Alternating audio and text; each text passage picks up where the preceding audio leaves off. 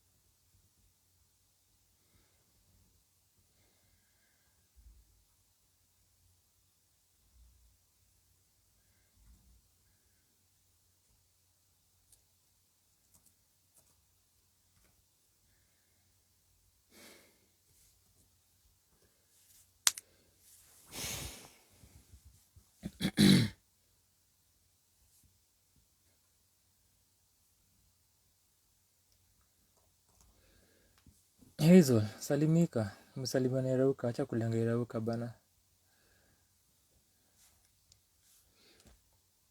Irauka mwenye yuko patient, amekuja akaona title ya hii video, akapata nikicheza ngoma. Akasema, the listening party. I am not ready, please. Relax. Listening session will happen on Friday, the 18th. Where were thou? Just enjoying life.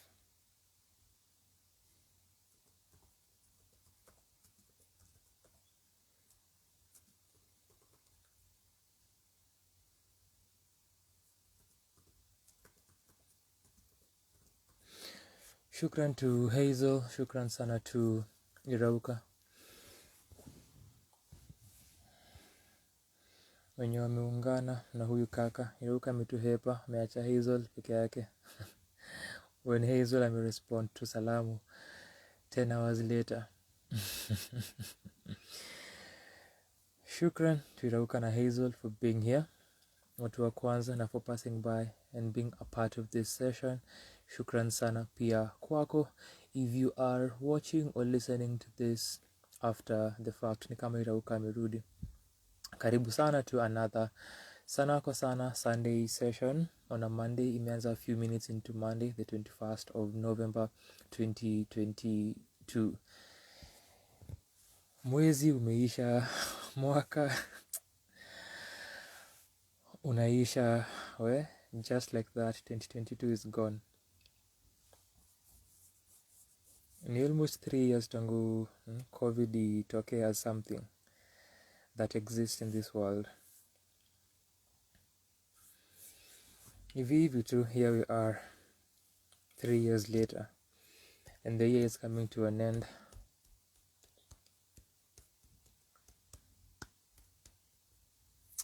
Kwa kifikiria endia list zile Irauka na jota sijui hata zimekaje, na nimesikiza so little music this year.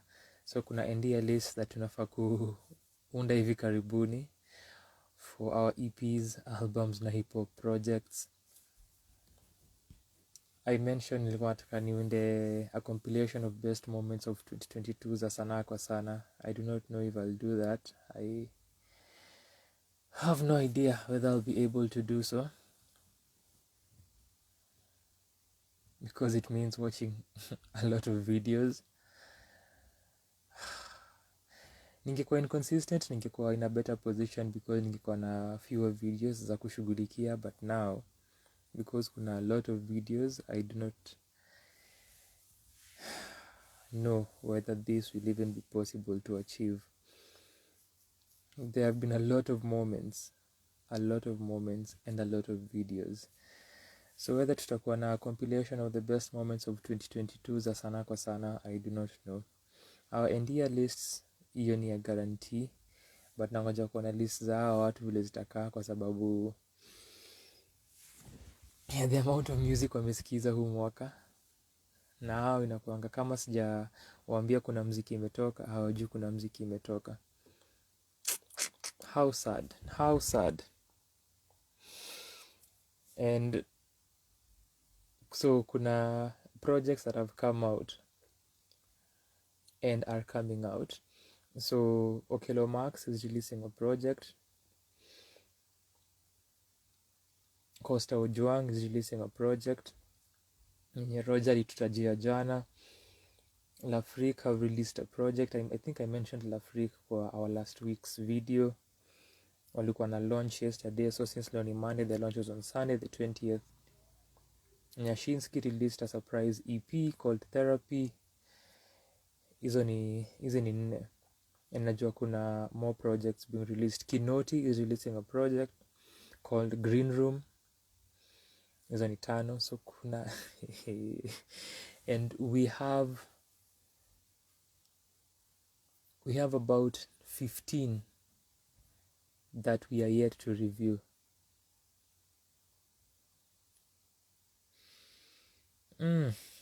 Irauka, unda si unaweza anza kukua Editor. Kama ni wera unasaka, unaweza anza kukuwa editor, ututafutie hizo best moments za Sanaa kwa Sana. But najua Irauka hizi fanya hii kazi because Irauka hapendangi kuona videos that you go in, so he'll be terrible at this. Only the videos that is not been there ndio atafanya. Otherwise this will be very very terrible if we leave this to Irauka. Hazel ananichocha, ana insist because she wants to watch the video, anasema it will be possible. It won't be possible. I don't think it will be possible. Hizo ni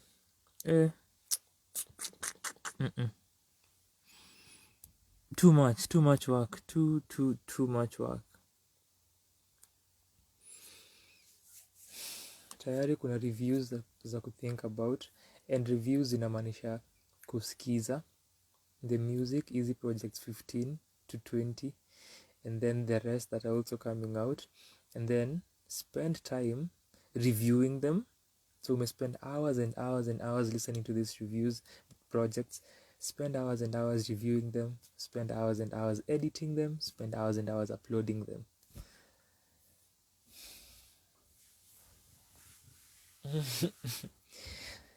It will be possible, Hazel says.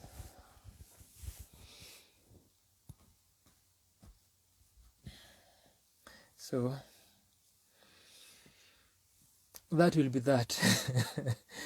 The song that nime open this session with iko tied to our conversation ya leo, which is also another project that we are supposed to review. More and more and more projects. Sijui kama umesikiza that project. If you have, you most likely or you definitely know the song that nimecheza. If you haven't, I do not think you do know the song, na pia kama ufahamu huyo msanii basi ujui anything kuhusu kile nimecheza, which is most of the time nikichezanga nyimbo hapa. Leo tumekuwa in good fortunes kwa sababu IG hijakatiza our video. So wiki iliyopita, as we get to today, tulikuwa tunazungumzia show yenye ilikuwa at Gig Dynamics inayoitwa Unplugged, which is a live performance show. Hata siyo Gig Dynamics na Gecko Cafe, ilikuwa headlined na Fancy Fingers na Fadhili, the supporting act alikuwa Polaris. So nili review the entire show, nikaongelea their performances, na nilikuwa nasema nilikuwa natamani sana kama ningekuwa na Irauka kwa hiyo shughuli, because mtu wake alikuwa na play who is Fancy Fingers, mwenye pia akona an album that tunafaa kureview. More and more projects, more and more work. After kuongelea hiyo show ya Unplugged, hiyo show ya Gig Dynamics Unplugged, niliongelea new music releases, which pia tumeanza nayo, nika tume pick up from where we left last week. So after our review of the performance ya Irauka's fave Fancy Fingers, as I've stated, tuliongelea new releases that zilikuwa zime come out from late September hadi wiki iliyopita kule ilitupata. I think niliongelea maybe La Freak, but tulifika hadi 11th, and which was 2 days before our live. Kulikuwa na a few projects that had come out on that 11th.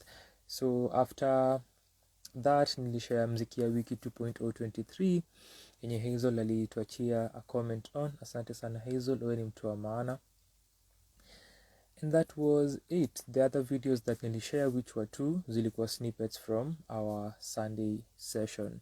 The snippet, one of those ilikuwa ya Fancy Fingers performance yake, then the other one was the music releases za September, October na hadi November 11th. Na vile nimesema ni kama tumeanza from where tuliachia wiki iliyopita kuongelea more music and more projects, na kuna even more coming out kwa sababu wasanii wameamua hawalali, wameamua more and more work.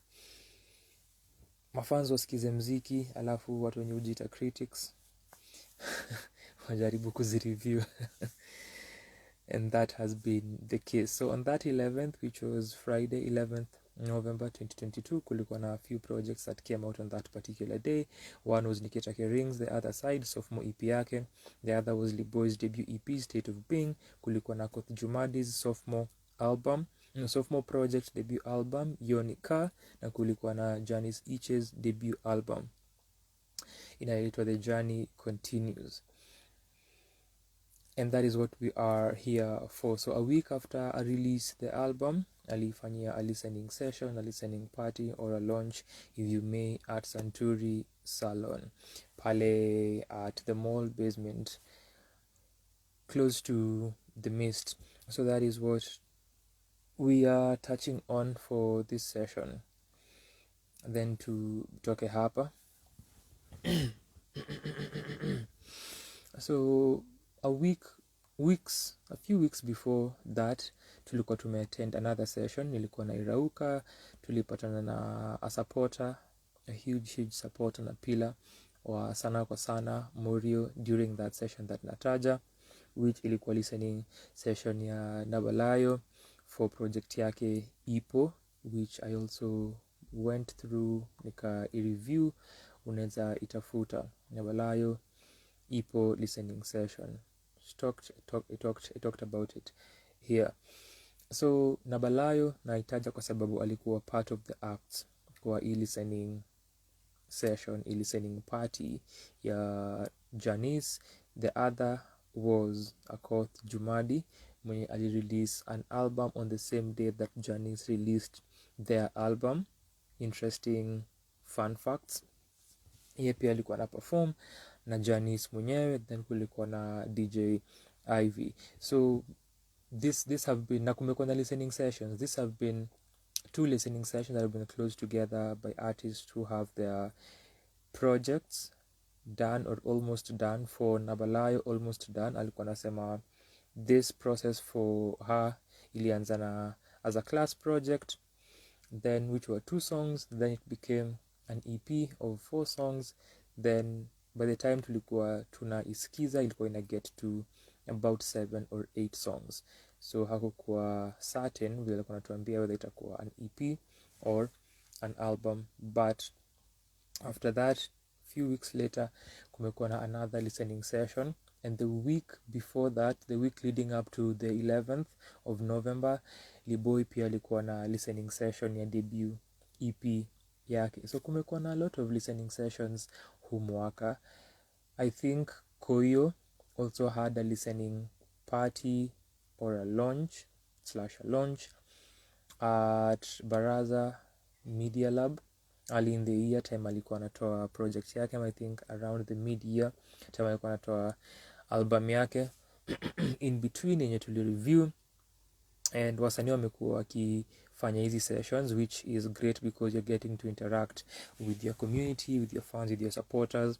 Now pia wanapata chance ya kusikiza the music before itoke. For easy cases whereby an artist anafanya a listening session, once the work is out, tayari kuna a few people who've listened to the project. But utapata pia kuna audience members wenye hawajaisikiza wote, which can also be the case sana early in the days after releasing a project. So for Janice, alitoa last week on Friday on 11th, then a week later kakuwa na listening session or a listening party. So looking at that, unaweza pata kuna some people wenye bado hawajaisikiza. If you give it a month or 2, inaanza kumove away from being a listening session, ina become a sort of an official launch of the project. So that was the case here with this being a listening session a week after project imetoka, but it can also qualify as a launch and a performance of the album, kwa sababu listening sessions mostly ama listening parties, the way they are formatted and structured, inakuanga watu wasikize the project before itoke. Mostly ina includingi ama originally ina includingi the idea of people giving the artist feedback on the project, so that then they can return to studio na wawakie the things that wameambiwa wanafaa kuwakia according to the feedback that wamepata, or watweak the project. Pia kuna kuanga na artists who whenever they are doing listening sessions or listening parties hawajamalizanga the project, na so as they are bringing people into a space kuisikiza, wanawambia so this project vile iko bado tunaishughulikia, hatujaimalizia, lakini ningependa msikize what we have as of now. So utapata maybe kuna an artist who finished the project, wangetaka kusikia feedback, one what they can tweak.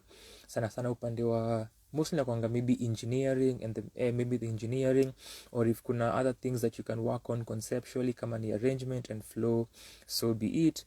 And maybe some lyrics or some vocal performances here and there, but hizi latter aspects that nimetaja hukam lower kwa hiyo list.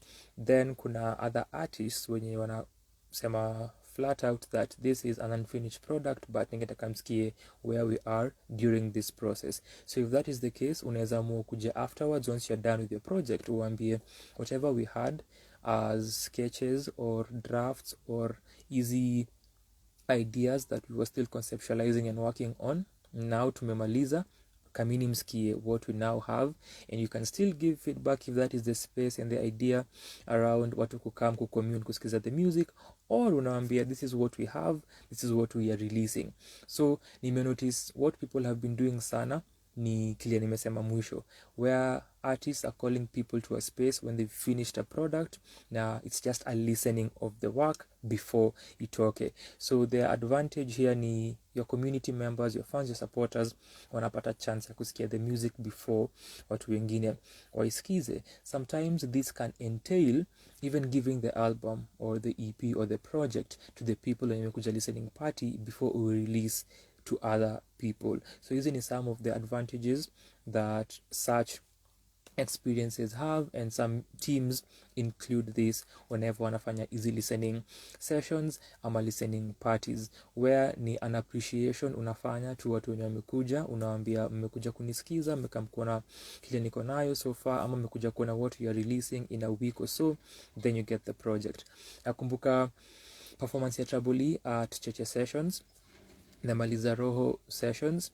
After the performance, wakimaliza, Akili Black alisema watapatia watu a project called Ua that amekuwa nayo for about 5 or 6 years, yenye amekuwa akiwakia tweaking and tweaking and tweaking and tweaking, which is something that we discussed when we were reviewing that show. Check out Trabuli and Akili Black Maliza Roho Sessions or Cheche Sessions.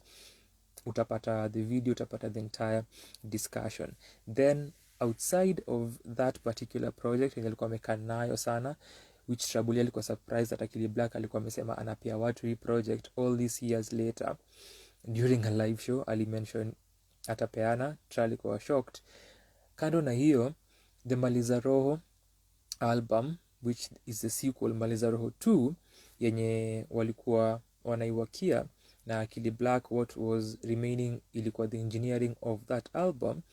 Walisema kama mmekuja hapa for this show, mtuachie your email addresses na mtapata the project.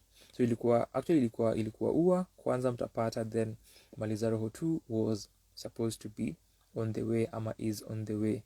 I doubt you Trouble is watching this ama Akili Black mnatu Ua hatujawahi pata Ua, mlikuwa mnatupima. Naona when people take advantage of innocent fans, wanaambia tutawapea kazi na tuwapatii kazi. Trouble na Akili Black, we are holding you accountable. Ua iko wapi? Where is the album? So nilikuwa na bring up ndo ni tie to this sort of idea ya appreciation of your community or your fans and your listeners when you show up for a show or for such sessions kama hizi listening parties. Unawaambia mmekuja before project itoke, kama ni in a week's time or 2 nitawapatia the project, ama unaweza iwai at a discounted price or whatever it is before the world isikize.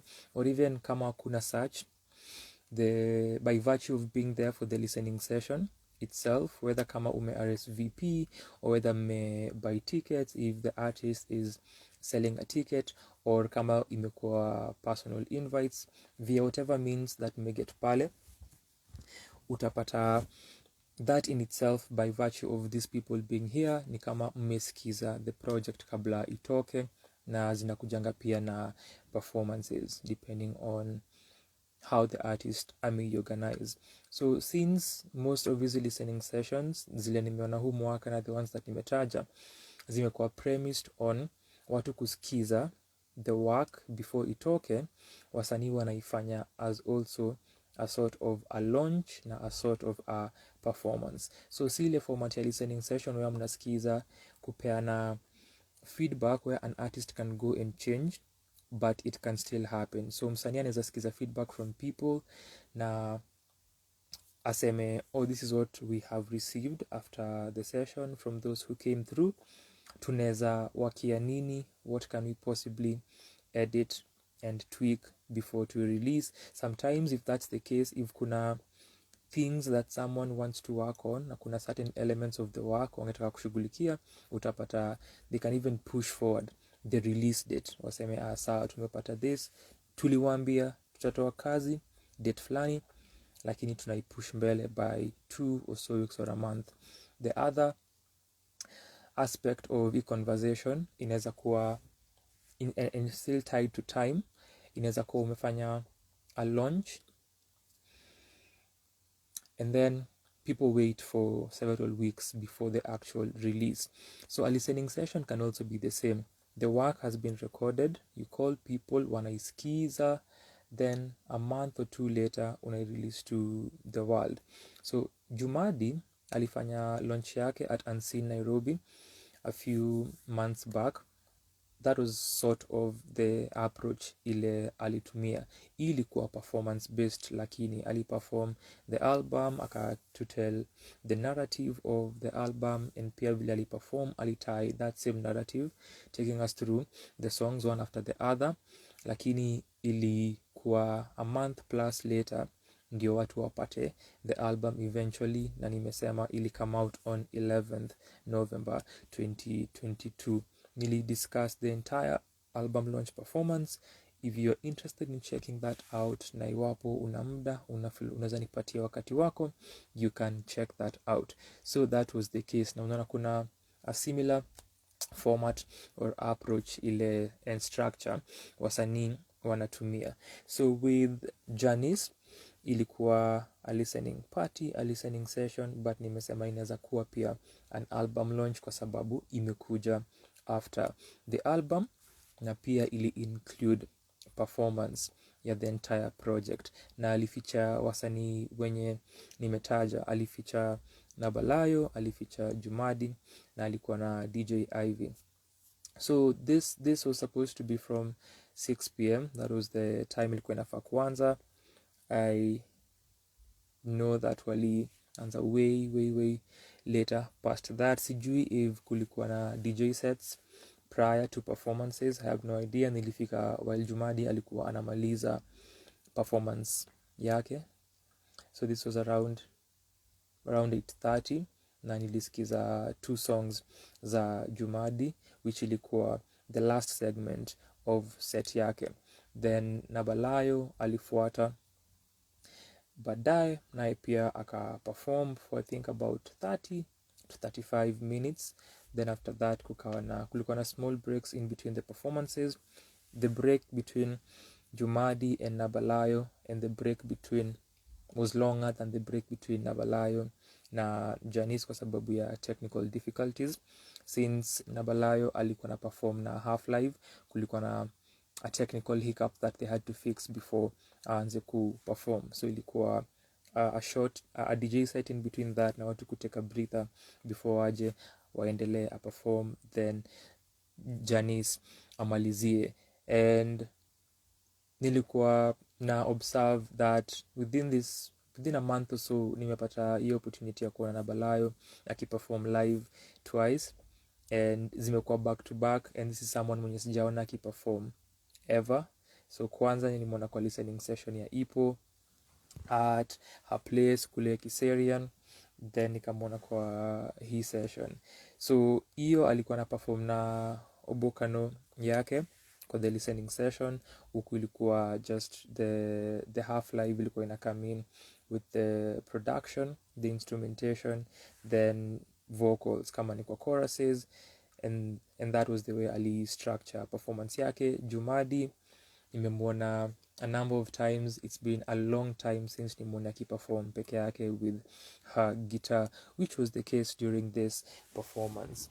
Alikuwa na guitar yake performing her songs.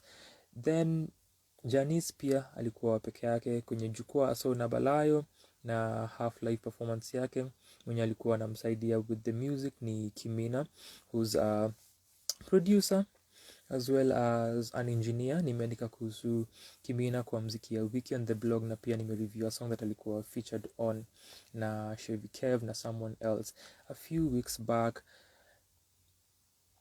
So if you're into if you're into electronic music, that is a name that unafaa kucheck out. And unaona pia how the collaboration ina come in with Kimina, but also the connection there comes from Santuri and Nabalayo having been part of Santuri at some point for hizi classes zao za production. Niliona they have an opening for January production na DJ. So if you're watching this na hizi ni vitu that uko interested in, angalia page ya Santuri, utapata more information on hizi classes, na whether this is a skill or if one of these are skills is a skill that you would like to work on or learn, unaweza watafuta na uone. So that was a 30 to 35 performance songs from Ipo na pia songs from her debut album Changanya iliyotoka in October 2020. That October 2020, fun facts, Jumadi alirelease debut EP yake. That's interesting. So Jumadi alirelease debut EP yake Ereyo in October 2020, na Balayo alirelease debut album yake Changanya. Sai Jumadi ako na a debut album which is a sophomore project, Ionika, na ni Nabalayo ako na a forthcoming sophomore project, Ipo. Really interesting fun facts. Then Jumadi and Janice released their debut albums on the same day. So Janice alikuwa na the final performance. Once I am looking forward to listening to Ipo, nione the final product. I think I said the same thing nikiongelea the listening session, since na nimesema na Balaya alisema bado kwa ameimalizia. I can't wait kusikia how ina sound and the final product. Nilishare some bits of the performances on my Instagram stories, and kuna song called Potea. The bounce in that song, remarkable. Na how anafuse electronic and folk music, a brilliant meld of sounds and different cultures. Jumadi pia for debut yake, which tunafaa kureview, another project that you're supposed to review. Kuna hiyo translation ya live performance into the recorded works, which is always a talking point when it comes to music, and the distinction ya wasanii wenye who perform na wasanii wenye who record na wasanii wenye who straddle both worlds equally well. Then Janice alimaliza, yeye alikuwa solo, alikuwa na a Roland machine, alikuwa na Anakai mini, na alikuwa na laptop yake. So yeye ndiye alikuwa anajishughulikia hapo kwenye mitambo and giving easy songs that are in the album some sort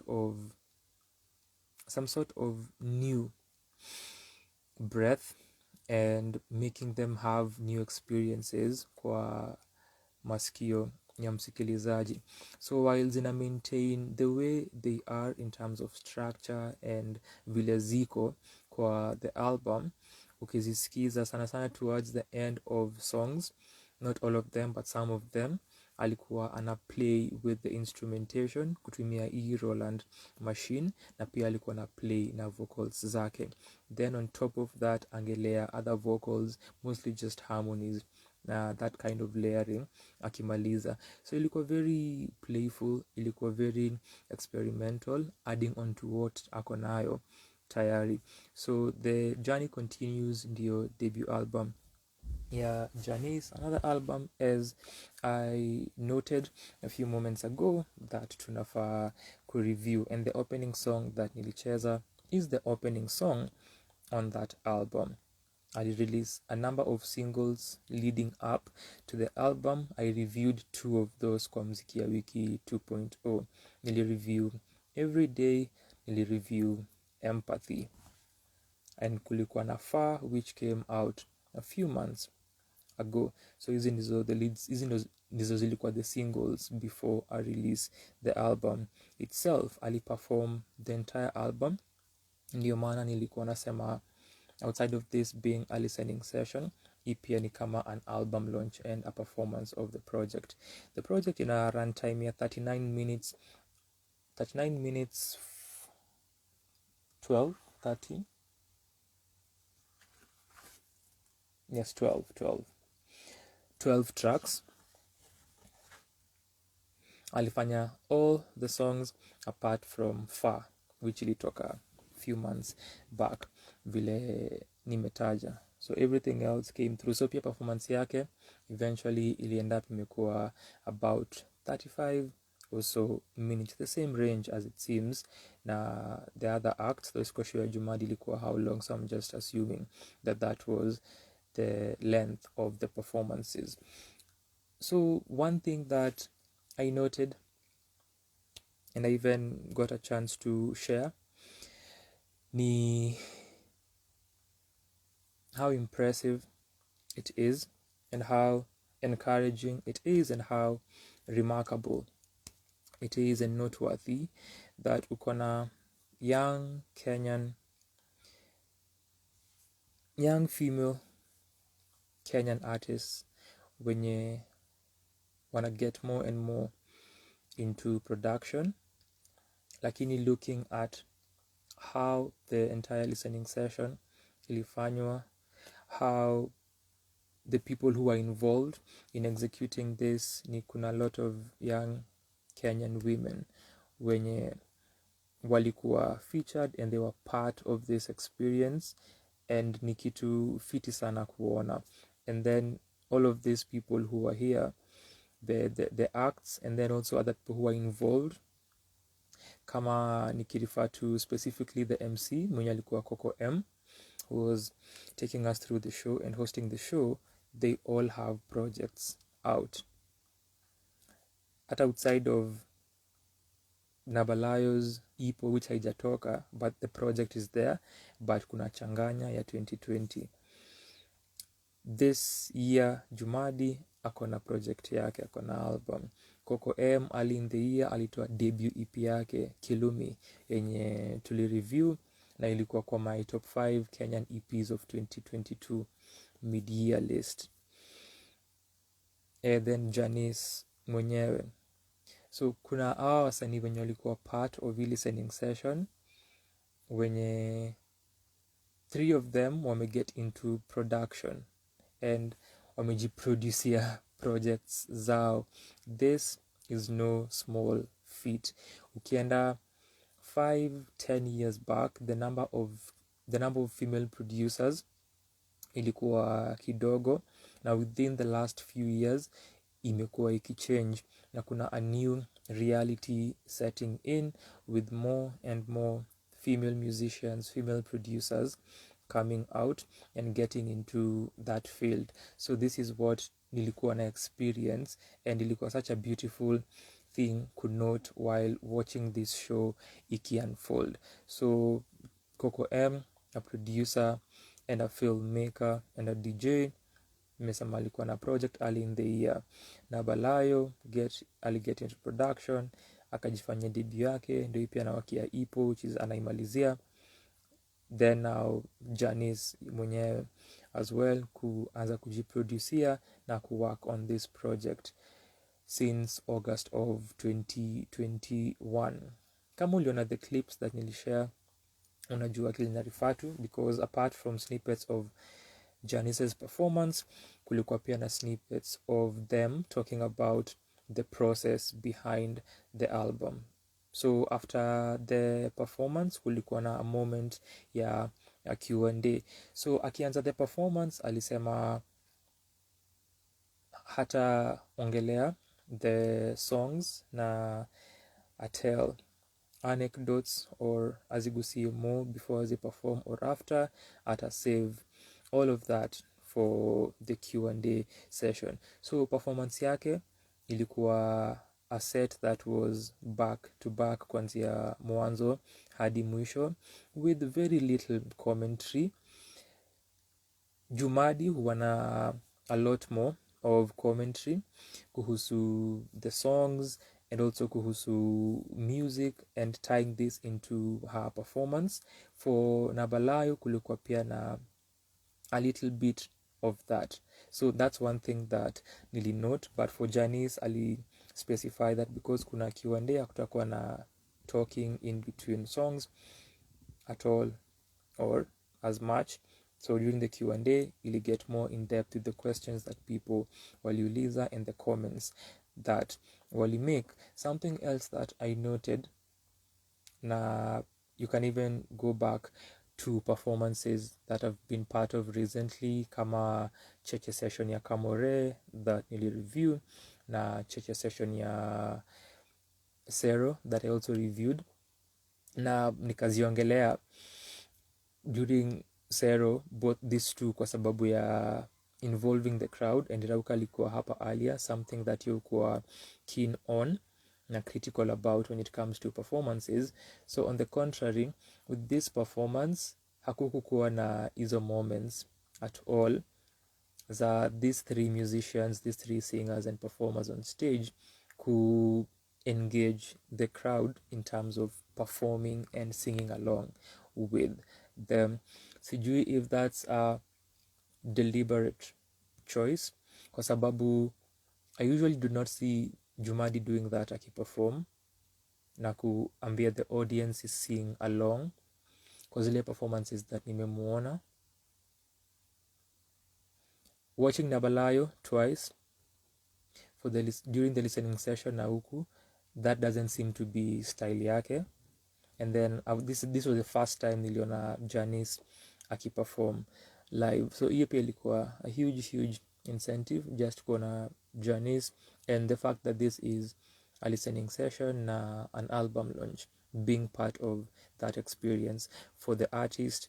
Pia yakimaliza the performance alisema hii ilikuwa their first sort of official and first sort of performance in this way.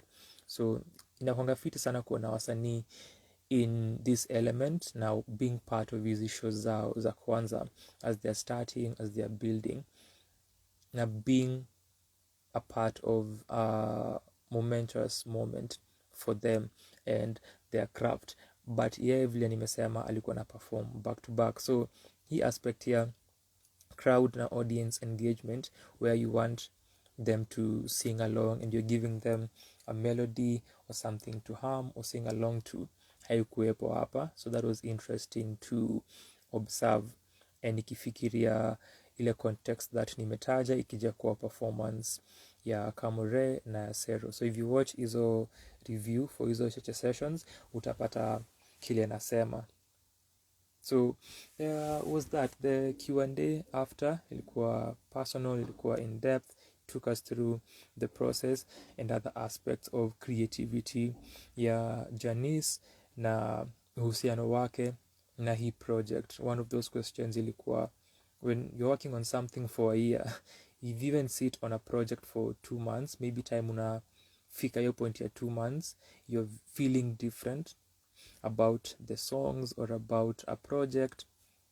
Now on top of that, make that 6 months, make that 12, unajiekaje kwa hiyo state ya kumaliza hii kazi na kukeep true to the vision of the work ile ulikuwa nayo.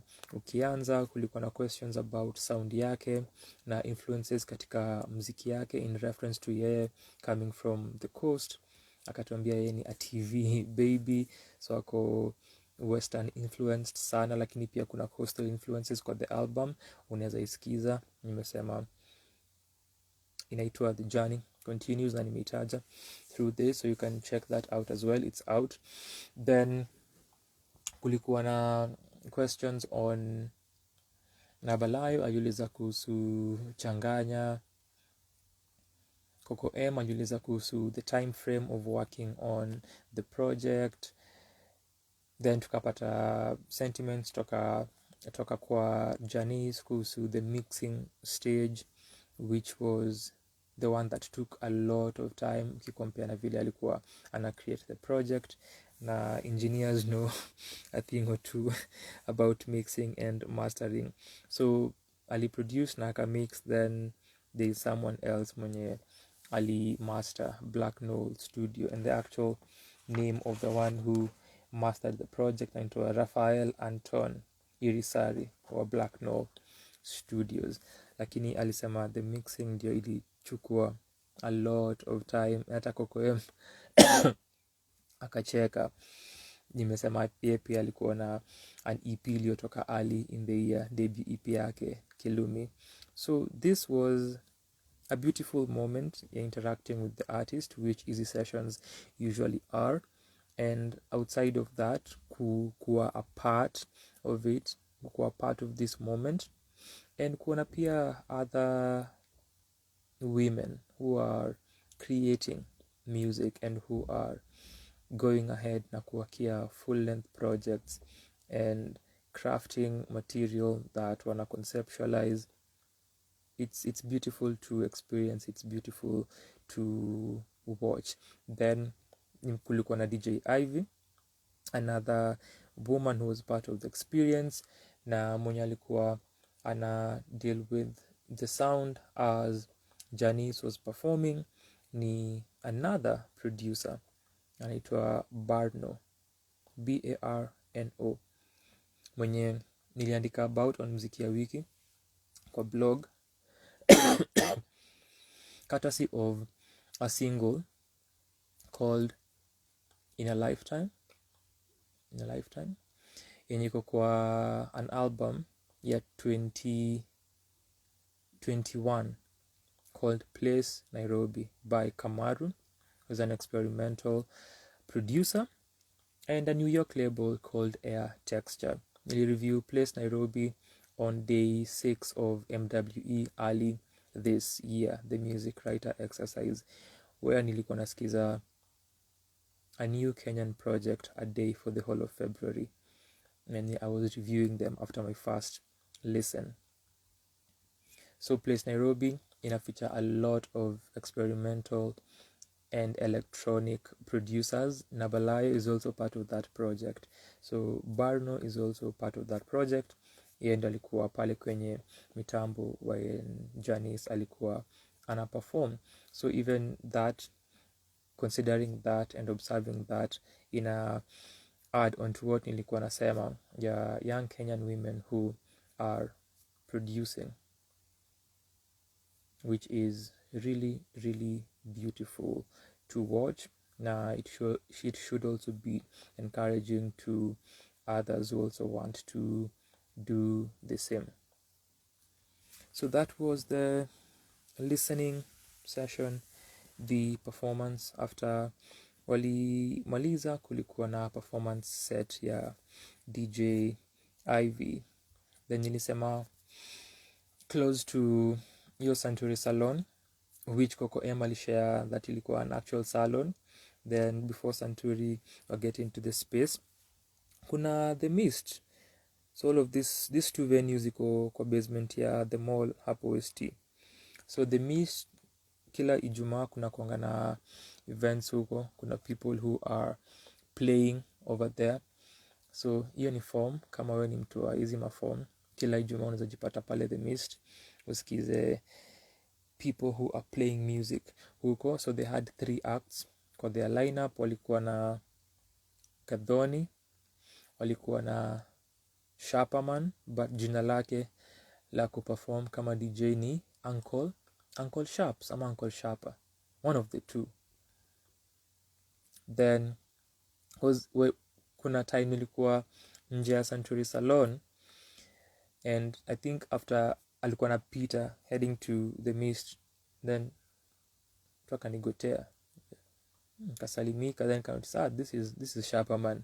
Then yeye alikuwa ansalimia akipita, so yeye pia alikuwa part of the featured acts, na mwenye alimalizia ilikuwa Monrea. So iwapo ulipata a chance ya kuona my stories on Saturday morning, possibly kama uliziona, maybe uliona Monrea akiperform, nilikuwa nimeshare snippets zake akiplay.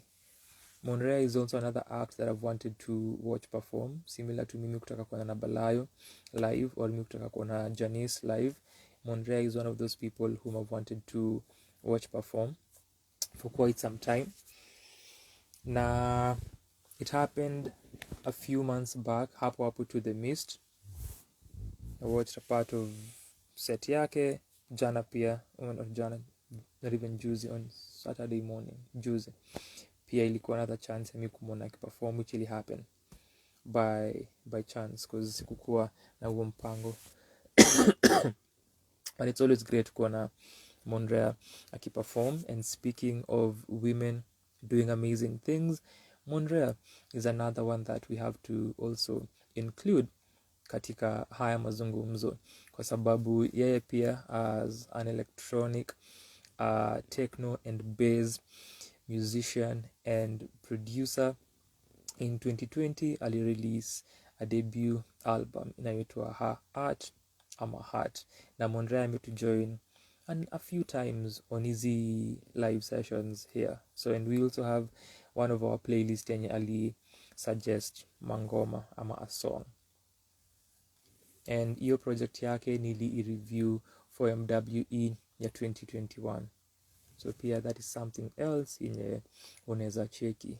There's always so much to check out when it comes to Sanaa and Kenyan music, Kenyan artists. There's always so much to check out. So Monrea is also another one, na Monrea pia alikuwa kwa hiyo project that nimetaja, Place Nairobi. Kimina mwenye alikuwa ana perform ama anasaidia na Balayo with the Half Live alikuwa featured kwa hiyo project as well. Sevenhead C0 aka The Funky Monk aka Kenti Kamwangi Njue alikuwa anakuanga part of the team ya The Mist and hizo shows za Friday. Yeye pia ni producer na a curator na a writer. Alikuwa part of your Place Nairobi. So if you are into electronic music and experimental sounds, that is a project that unafaa kucheck out. Place Nairobi.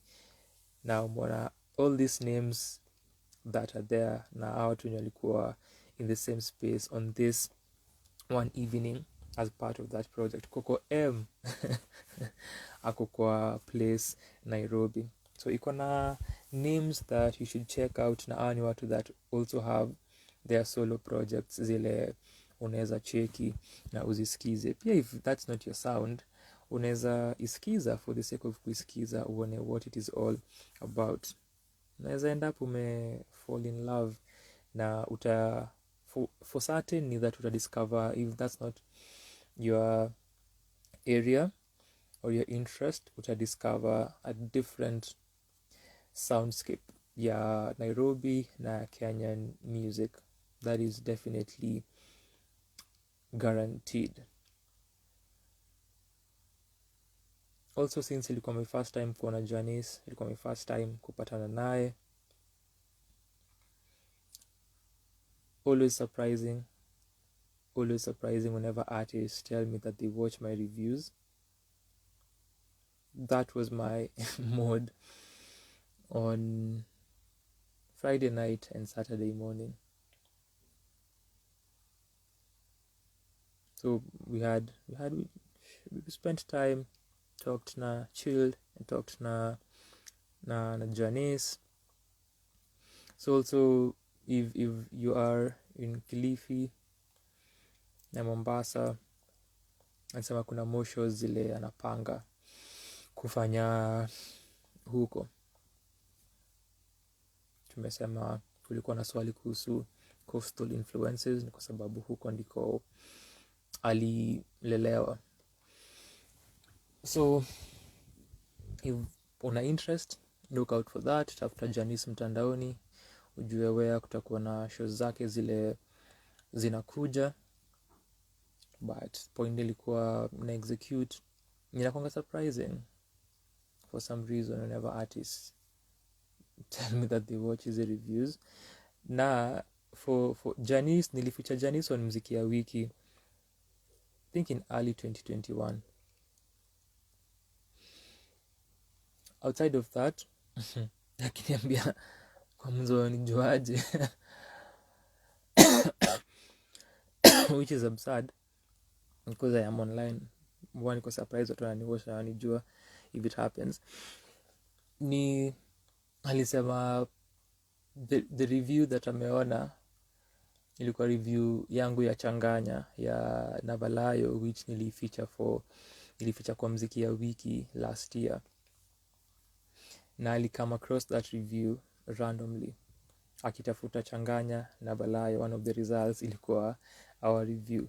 So from time to time nafanyanga hizo experiments where I go to YouTube and najaribu type jina ya msanii and their project, kuona what comes up,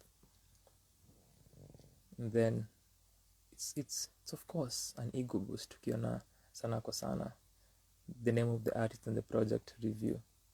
It's a good thing. It's good to boost my ego.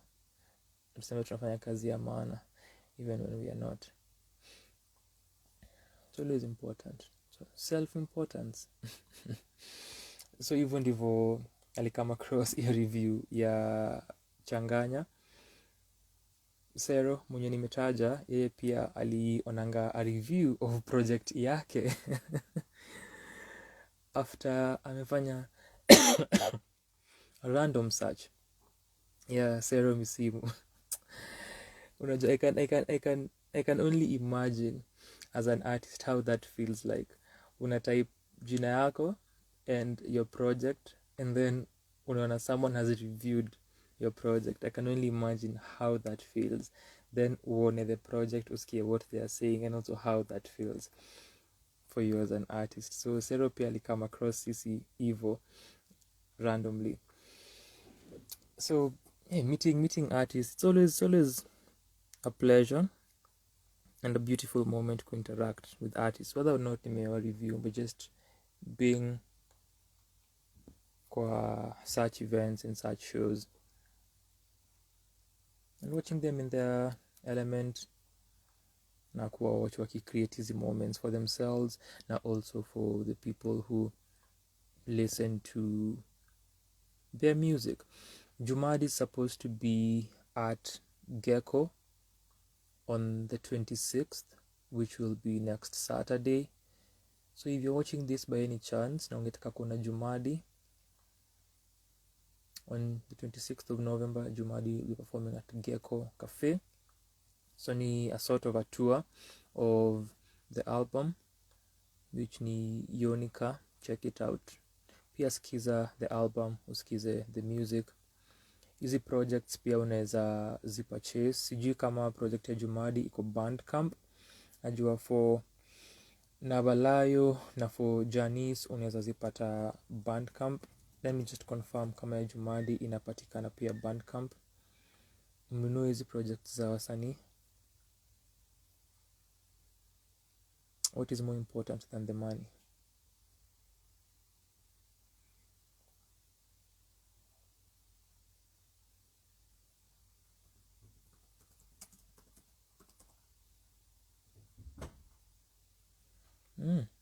Area hiyo iko Bandcamp.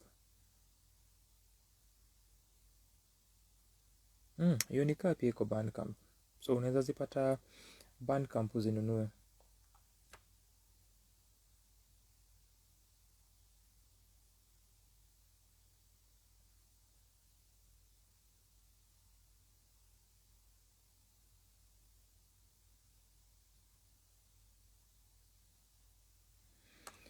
$11 for Yonika. Hizi kazi za wasanii. Na pia mwende hizi ma shows.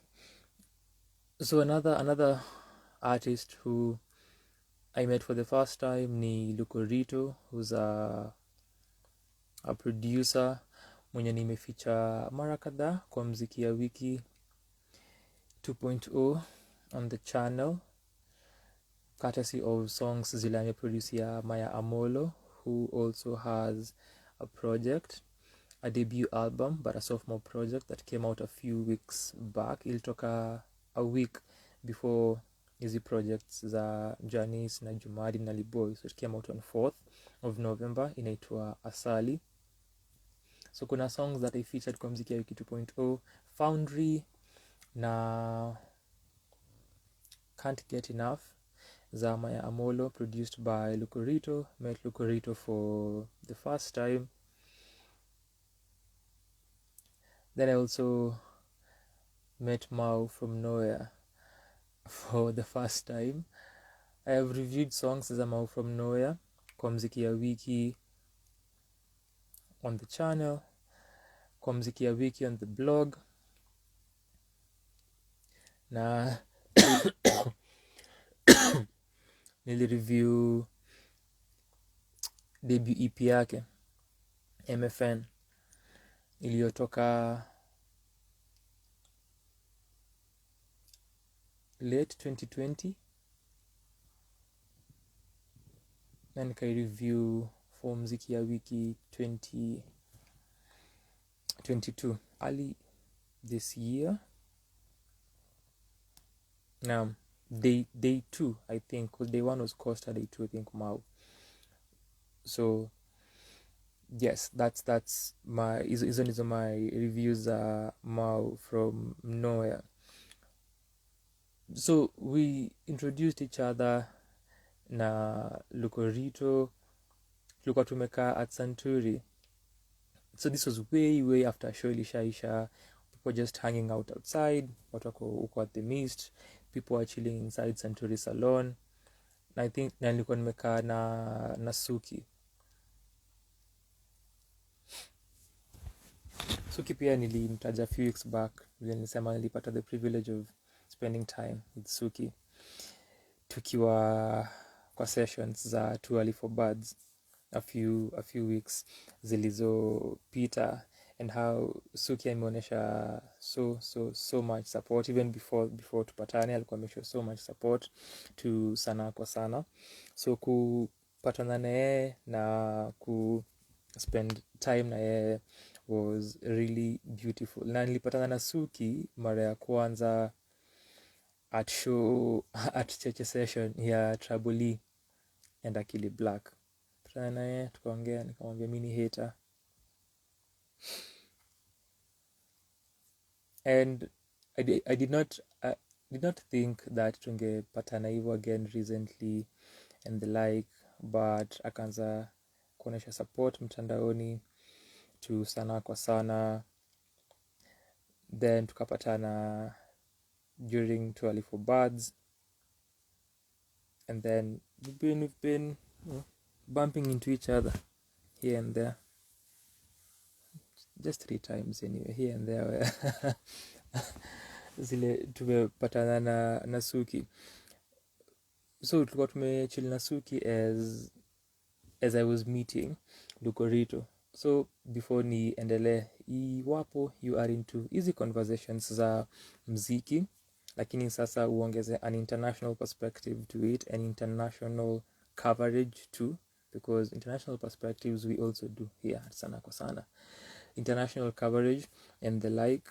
Lakini mostly kama uko into music, kama this is your thing, tafuta Breaking Hearts, HERTZ on YouTube. Ni a weekly show yenye this past week wali clock 10 episodes in. So kama hiyo ni kitu that you want to also be a part of, check it out. Ni a show done by Suki and Hafare. Ipate on YouTube, uone conversations zao on music, enjoyable conversations. I recommend uzione, become a part of the same. Wako under The Good Company. The Good Company ni the same people wenye wana producing the mics are open a podcast by G Money, Calvin, aka Big C, Andy Young, na Ashley. So yeah, check out pia, the mics are open, check them out too, uone hayo mazungumzo. So ilikuwa brief introduction between Lukorito and myself. Then later, a few moments later, as where was I? Somewhere uko kwa mlango ya the mist, Lukorito talks to me and then nimeambia I've told Mau you're here and he wants to say hi. Huh? What do you mean? How do you mean? How do you mean? What do you mean? So as we are walking towards this idea Santuri, naambia Lukorito mukwa niko surprised, na nakuanga surprised whenever wasanii wanani approach wakiniambia wameniona, and Lukorito akaniambia ni more of, for him ilikuwa about, akonasema hatupatangi feedback ile unaweza sema ni comprehensive na feedback ya maana. So hiyo ndio point alikuwa ana come from, na pia akaongezea that uko na artists with friends who are also artists, and so your space, your sort of feedback is something that is there. And this is while we were walking towards where Mau alikuwa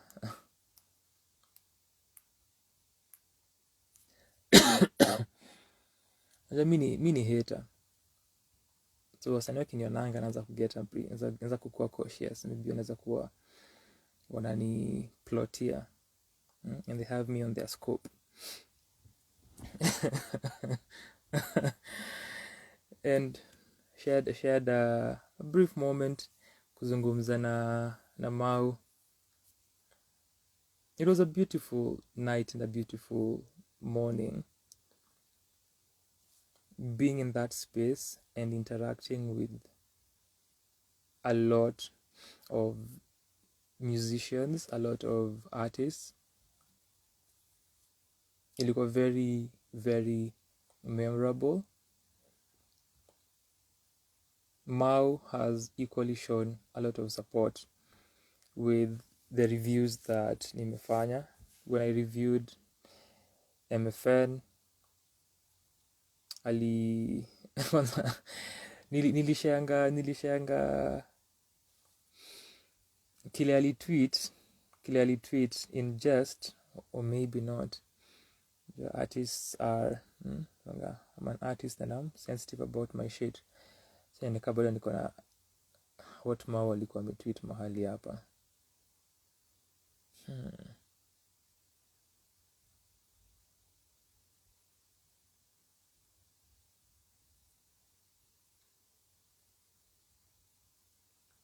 Do I? It seems I don't.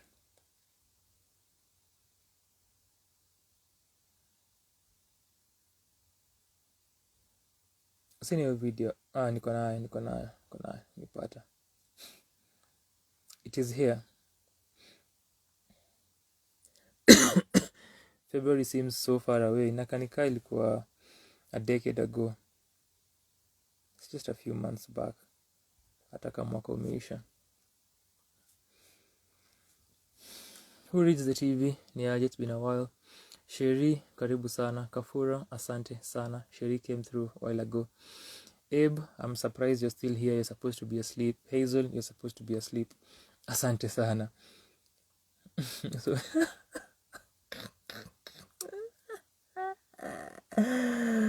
So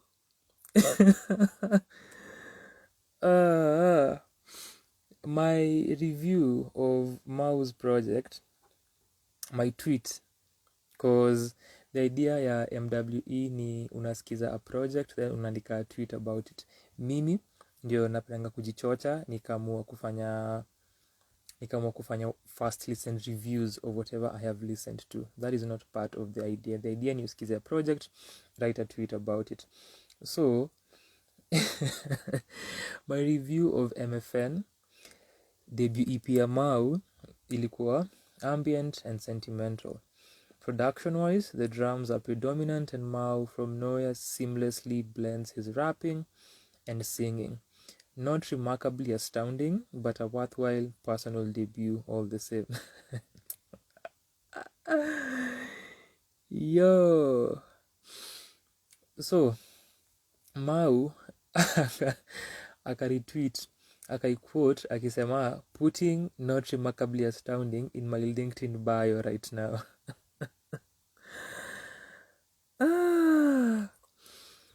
Then akaifollow up akasema, in all seriousness, taking time to listen intently and review someone's work is no small thing, so I am very grateful for this. Sanaa kwa sana. So hizo ilikuwa tweets za Mau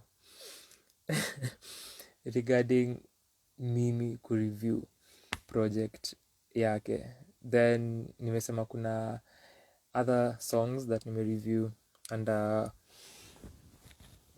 MW under mziki ya wiki on YouTube, na pia you can't get enough, as well as Foundry. Ni yeye alifanya the editing and coloring za hizo mangoma, so and pia for hizi ngoma zake that nilikuwa nime review, which ni our favorite songs, because the other one was Fireflies, ilikuwa an audio.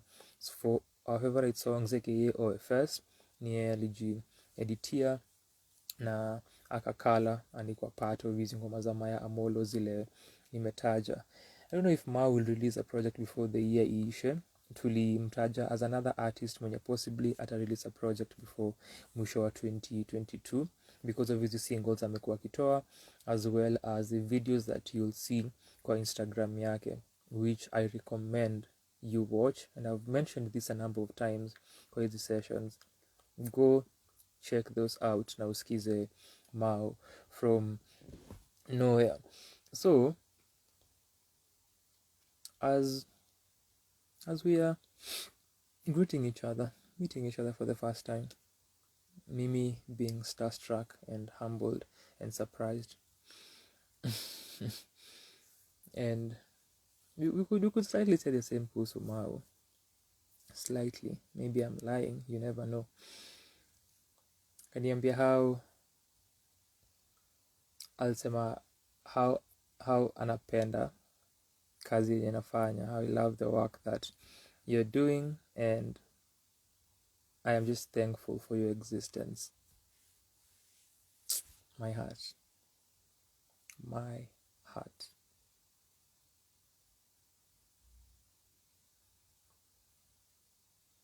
And it was beauty itself, and similar to what Lukorito nilikuwa nimemshow earlier kuhusu wasanii wakiniambia wananionanga. Sikuwa najua with Mau that will just be heightened, because aliniambia my mom also loves your stuff.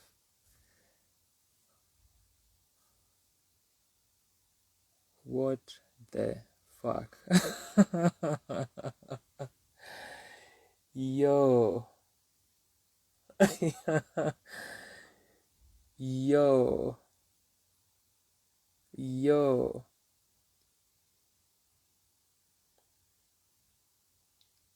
Hey, that was a shocker. I was taken aback. Hey. Na nimeisema bado sijarecover. Nilimwambia that's scary.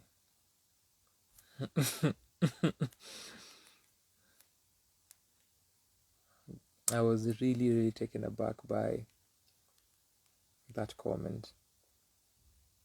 And that brief moment ya kupatana na Mau is a cherished moment, kuinteract na Lukorito, kuinteract na Janice, kuinteract na Balayo after the show. Moments, very beautiful moments. But don't let your parents watch me. Why are your parents watching me?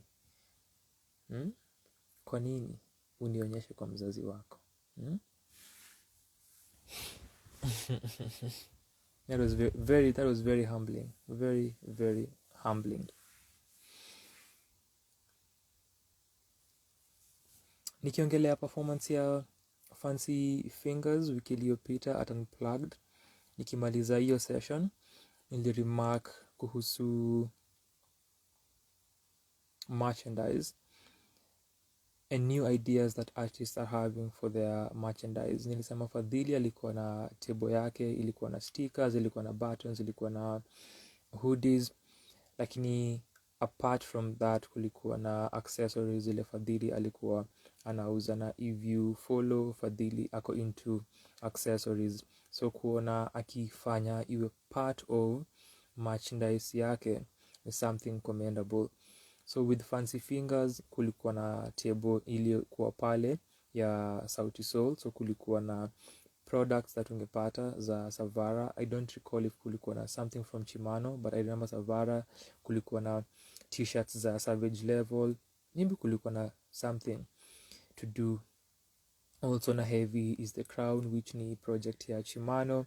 Kulikuwa na obviously products match by Fancy Fingers, na pia kulikuwa na Boldman na Sauti Sol. In general kulikuwa na buttons that were there amongst other items. So with Fancy Fingers, kwanza with BN kulikuwa na book ya Boldman Love Better, small terms of number of pages book ya the EP, so a story that goes with the EP ya Boldman Love Better. Fancy Fingers alikuwa na number of storybooks zile zilikuwa pale. So hizi ni other ideas za merch na items that unaweza add on to your repertoire na uzie watu. Commendable, nilisema hivyo wiki iliyopita. So with Janice, na kwa hii launch yake alikuwa na lyric books zile alikuwa anauza, na pia alikuwa na tote bags. Alikuwa na tote bags za the project with the artwork and then the track list behind. It also reminds me of Goofy's show ile ilifanyika a while back, show yake ya pili ya mwaka, The Other Things in Love. Naye pia alikuwa na buttons, alikuwa na stickers I believe, lakini pia alikuwa na tote bags. The idea that was also going with kile alikuwa ameproduce as the performance, na kuenda with hizi items zingine zile alikuwa anauza. So Janice also had that, which ni stream ya revenue for artists, na ni poa kuona wasanii wakiwa na merchandise na kupatia fans hizi items that nika memorabilia and collectibles. So nimetaja hii aspect ya such sessions where unaweza gift watu something. So if people come for a listening session, unaweza waambia, oh shika, this is a CD that you can take home, or you can get the album kwa tumia hii promo code upate at this % off, or you can give a tote bag, or you can give whatever, t-shirt, a button, whatever, which is a sort of an appreciation for people coming through. You can also give the entire project to someone who has come through for your listening session or a launch. Hizi ni ideas zile wasanii wanatumianga for such sessions. So with Janice nimesema kulikuwa na tote bag na lyric book. So kile alifanya, which nilikuwa I was thinking about even I think before I went to the show, ni if you were to get anything kutoka kwake unapata the project at a discounted price. Actually inafaa kukua, cause hapo aliandika it's right. So unafaa kupata a code, that itakuwa allow ku download the album for free. So if you get a lyric book, if you get a tote bag, ulikuwa unaacha your details, then tatumiwa an email with information kuhusu wewe kupata the project, because ukispend tenga moja on the lyric book, hiyo ni kaa kununua the project, which is I think around the same price. cha ni confirm now that we are speaking about it, nione ni hela ngapi pale kwenye Bandcamp.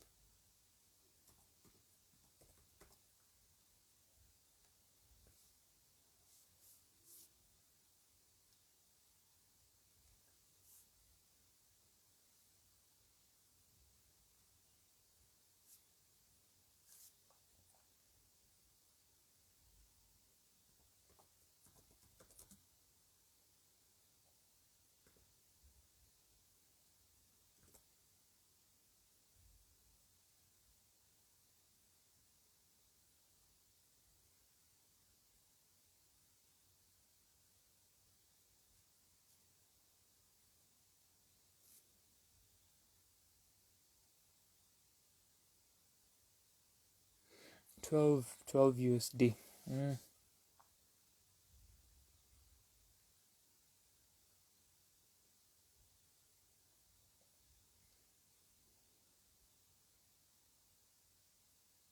Ooh, and their whole discography goes for 17.25 USD.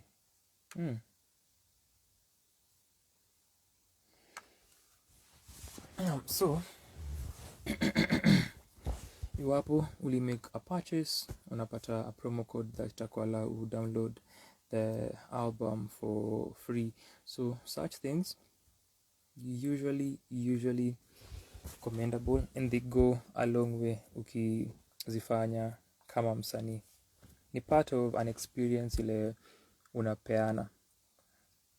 Unaweza ongeza what nilikuwa nimetaja earlier, the various ideas that I'd mentioned earlier in relation to listening sessions, listening parties, album launches, and the like.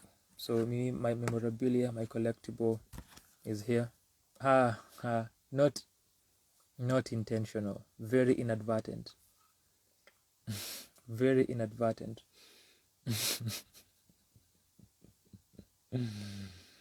But this is it.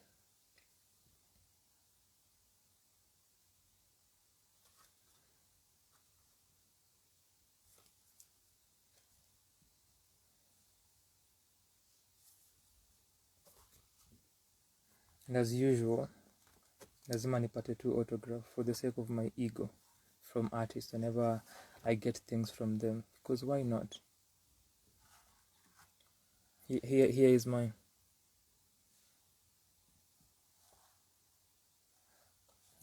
That's the last page of ikona maandishi huko, but that's the lyric book with all the 12 songs there.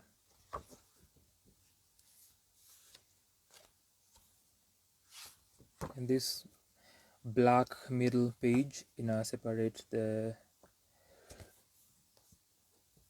project, because in 12 songs, so first 6 before this and then the following 6 after this.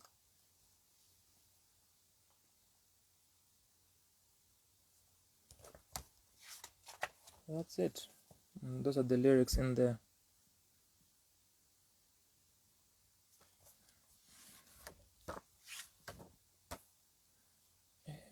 Every day.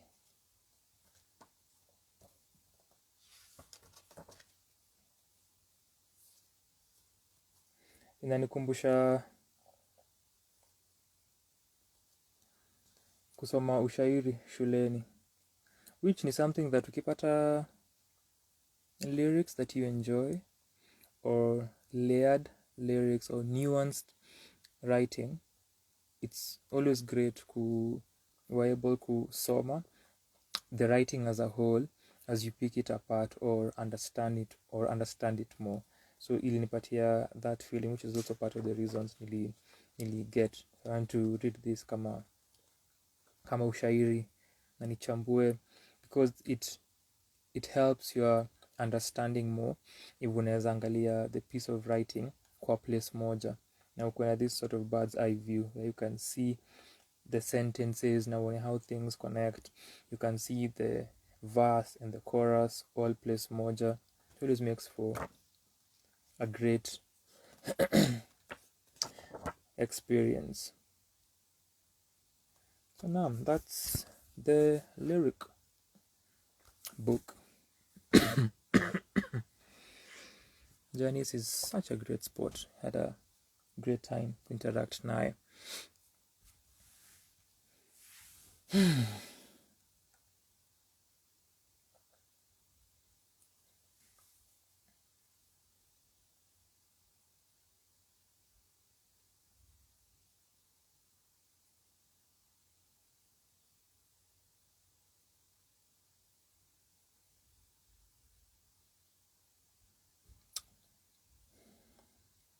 With that being said, tunaweza kamilisha hii story. Sijui kama Hazel na Kafura bado wako rada. Sheri naweza mtrust. Sheri alisema tupatane hii time on Friday because I went live earlier on the other side.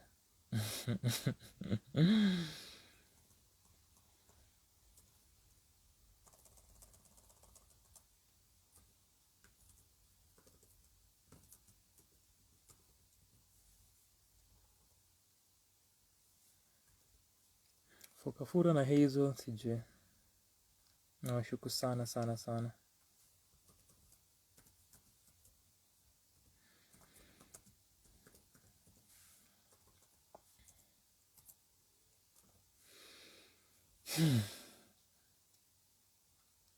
Niko equally grateful.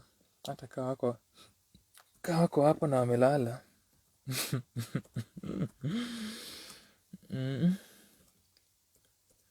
Si bado tunashukuru regardless.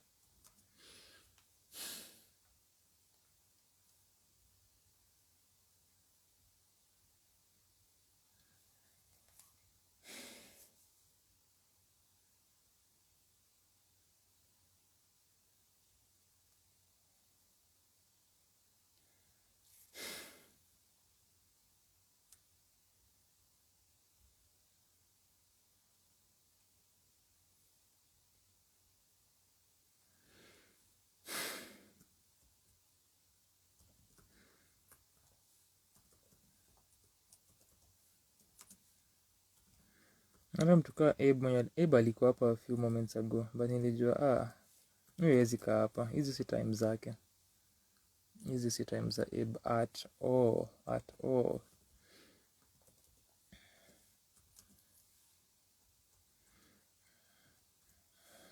Yeye na ndugu yake Kafura, hizi si masaa zao at all. It's always surprising ukiwaona hapa.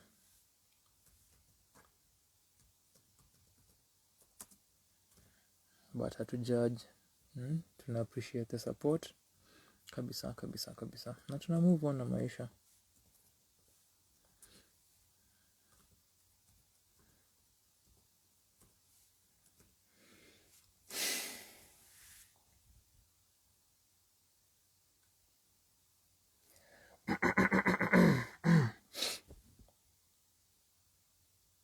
And you're still supposed to send those prayers through. Hazel, Sheri, unafaa kuwa mnaniombea.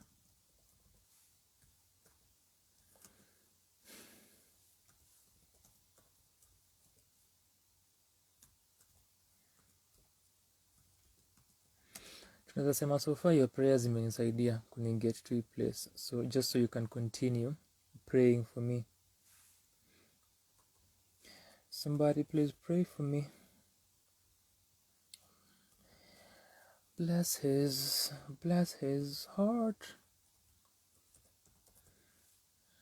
Who knows that reference? Natupanga tu references hapa na zinagonga ukuta kila time. Hizo na amesema wako rada. Asante sana. Our first person here. Na bado wako strong. Shukran sana.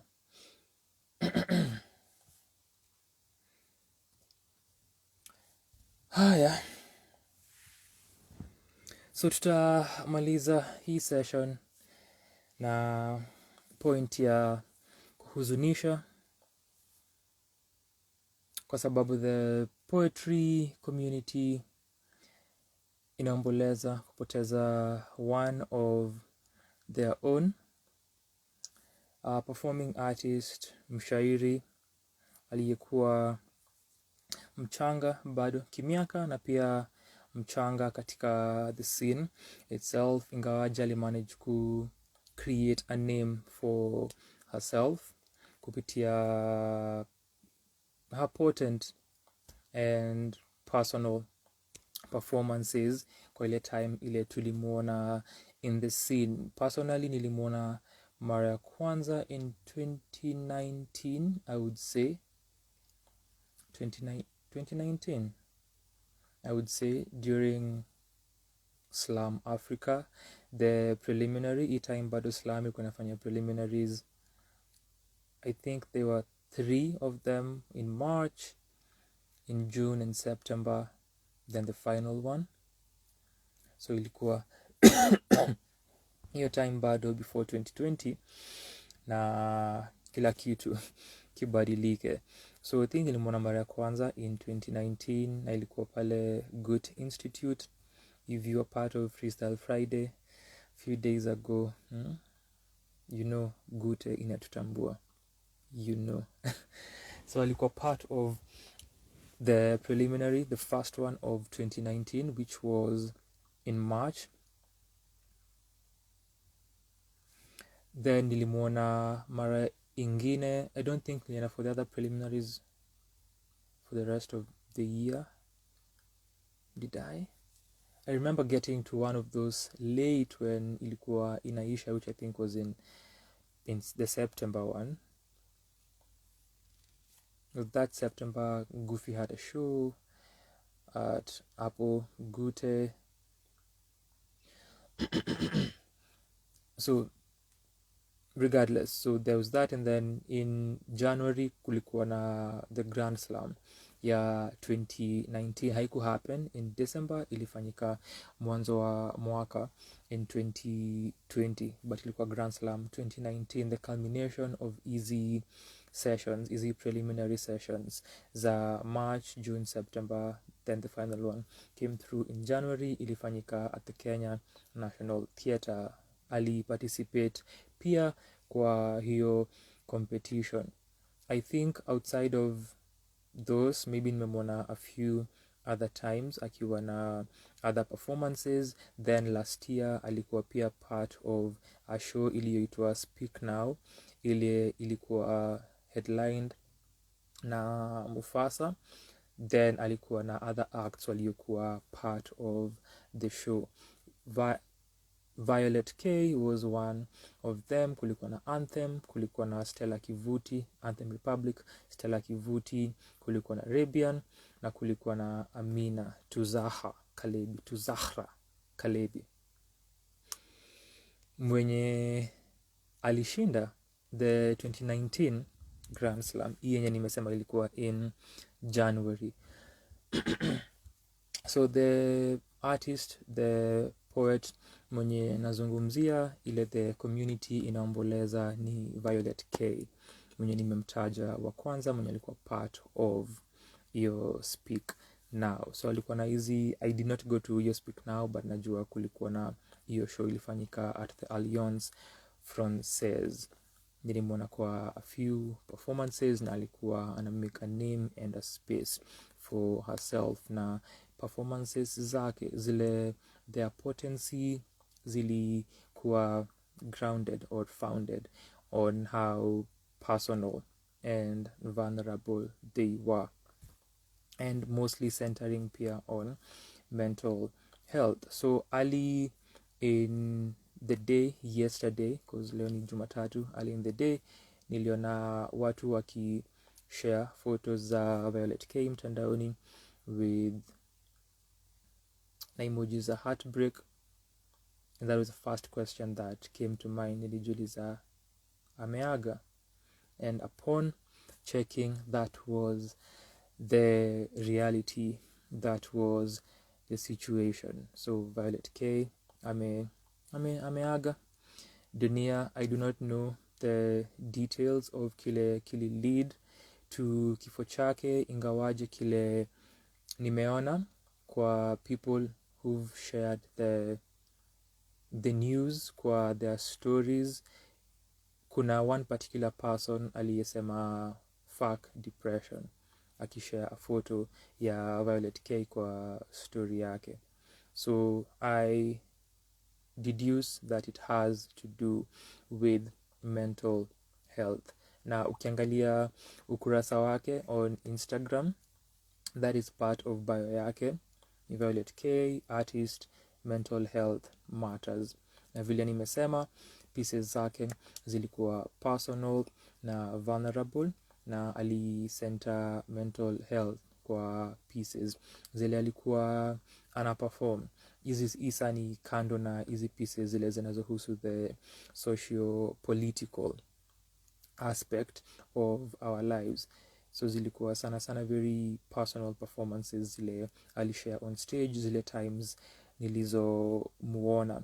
Hata nilikuwa napitia my article on your preliminary yenye ilifanyika in 2019 in March at Gute. Pia nikapitia my review of the Grand Slam ya 2019 yenye Amina Tuzara aliibuka mshindi ya January of 2020. Hiyo pia nimeona that is something that I noted, and it took me back to something that we discussed a few weeks back kwa our session yenye ilikuwa titled This Is It, a week full of love, or a week full of love, this is it. Tuliongelea documentation of what artists talk about and what they concern themselves with kwa their material and the importance of such.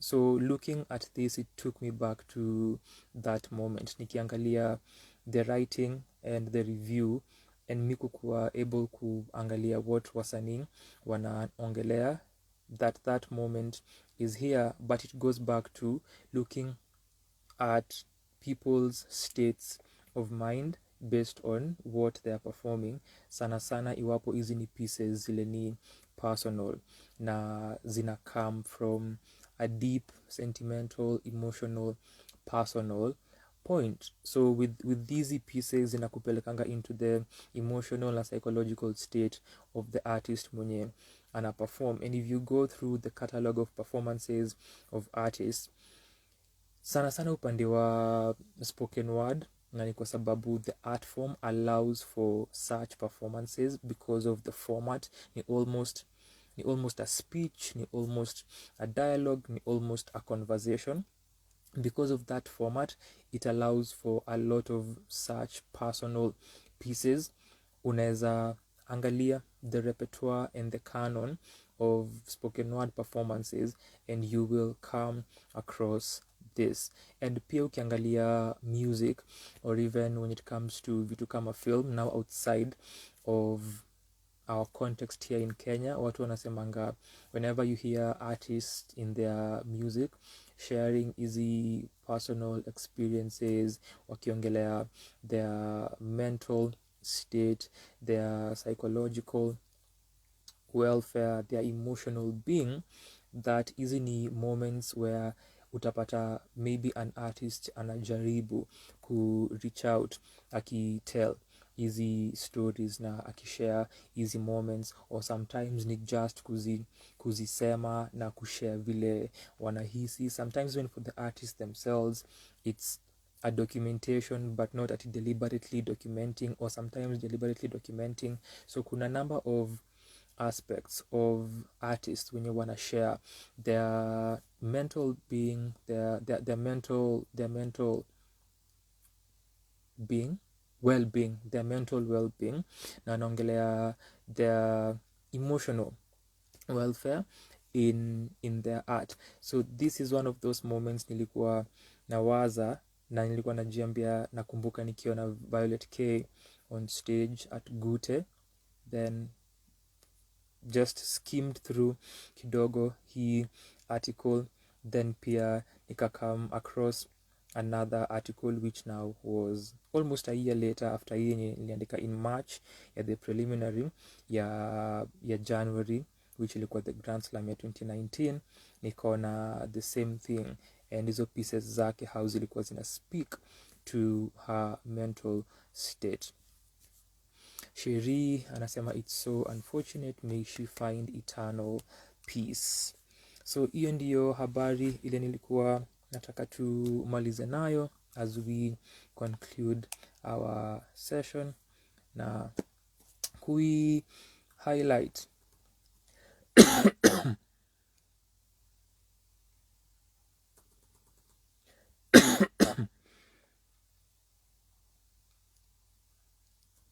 so I want to see iwapo naweza pata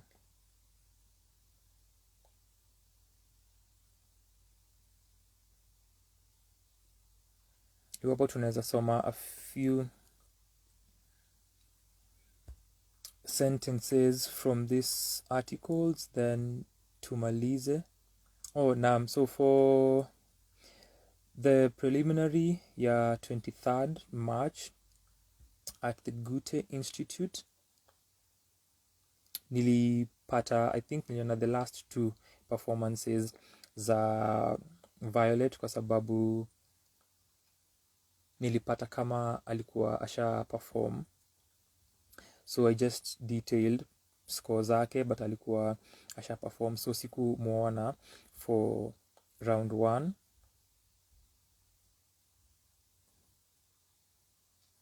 So for the second round, now we're just going through this sort of journey with these performances ku tie into what nilikuwa nasema.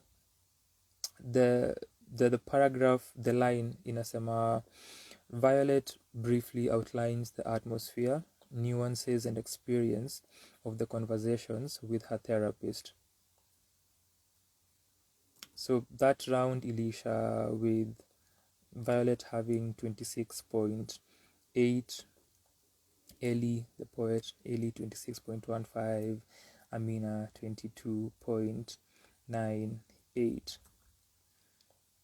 Then the third round, when activity resumes, Violet addresses the little black girl, encouraging her to embrace her identity, have pride in her skin color, and claim her voice in another short performance. These pieces zilikuwa succinct for this session. Then eventually, for the other two finalists, a difference of 0.18 separates them, 27.23 and 27.41. Violet scores the former, while Ellie is crowned winner of this first preliminary. So I think and then the other part of this ilikuwa surprisingly also ilikuwa chukue the first two waende kwa the Grand Slam. Surprisingly, the judges decide Amina also directly makes it to the Grand Slam. She is overjoyed. Violet confesses that she was nervous at the beginning but managed to do her best. For coming to see them, she is grateful to the audience. Ellie echoes that it was intense at first, but it got better. He urges the budding to find your thing and do your thing consistently. The innuendo in this makes the audience burst in laughter. So ilikuwa, as I've said, in March 23rd. Then this is my review of the Grand Slam 2019, nearly published on January 26th, 2020. Who knew what the world would become following this? So just a few sentences too.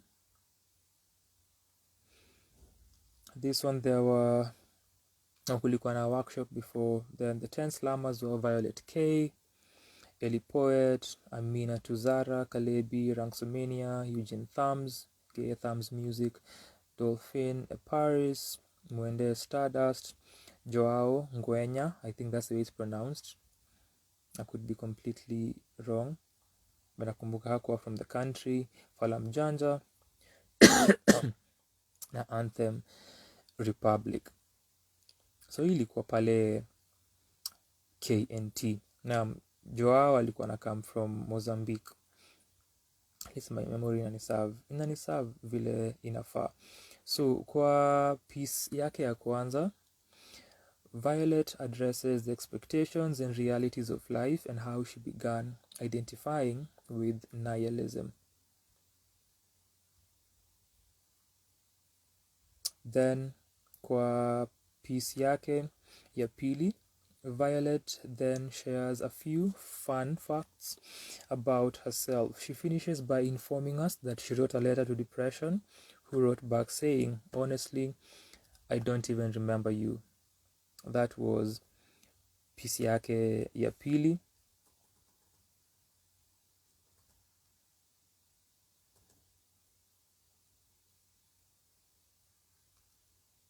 And yeye, Ellie, Paris na Amina walikuwa the 4 finalists.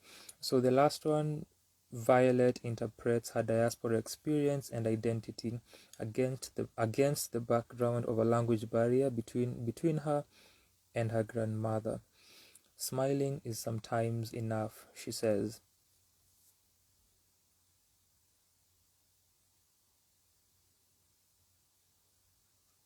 And eventually Amina ndiye aliibuka mshindi wa this one.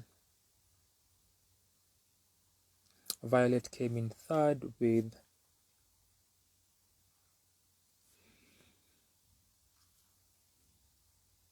a 26.01. Paris comes in fourth. "I didn't think I'd make it this far. This experience has helped me write more and also improve on my writing," she says. Coming in third with a 26.87 is Violet. She was second at the March preliminary last year. She states, "At the beginning, I said something along the lines of just wanting to have a good time. And that is exactly what I had." The March preliminary winner, Eli, garners 28.5 and acknowledges his influences and helpers, Cardiac, Nyakio, and Lawrence. "Was a cousin of mine. I'd say he introduced me to it, showing me videos. Since I was young, he'd make me write. Finally scoring 29.07 to be crowned the 63rd Slam Africa champion is a nervous and surprised Amina. During the March preliminary, she came in third." And hii ilikuwa in memory of Dan Garang Nyacharo mwenye alikuwa ameaga, was it in July? I think the last day of July. I think the last day of July, possibly 31st, on an early Sunday morning, I think, in 2019. Alikuwa ameaga kwa ajali ya barabarani. So hii ilikuwa dedicated to Nyacharo, and the award ilikuwa pia na jina lake, the Garang Nyacharo Memorial Award for the Poetry Slam Africa Grand Slam 2019. So Goofy ndiye ali unveil, akasema he's one of those guys who was very instrumental in shaping how poetry was being consumed in Kenya through all the social media sites. This guy was a social media guru. He made sure every event that we were having, we would get the coverage that we'd deserve. We'd be trending for days because of this guy. This guy came up with social media strategies for our personal events and at large, Slam Africa. Slam Africa is here. My battery percent is at 33. Slam Africa is here because of Dan Garang Nyacharo. This trophy is in memory of him. And in honor of him, we will pass this trophy to you. Then Amina akamaliza akisema, thus an awestruck Amina concludes, "When I went for the auditions, I was so nervous that I couldn't let go of my phone." Na kuna this nervousness as well when we look at the preliminary March, according to what Violet K zile nimeshare. "I had my pieces memorized. I just used my phone. In the preliminary, I didn't think I'd make it to this stage, and now I am a winner. I just hope that whatever I said up here touched a part in you, and that you go home different from when you came." So these are experiences from the Grand Slam in 2019 and the preliminary edition March of 2019, and our springboard and our focus ilikuwa Violet K mwenye ameaga na aliaga jana.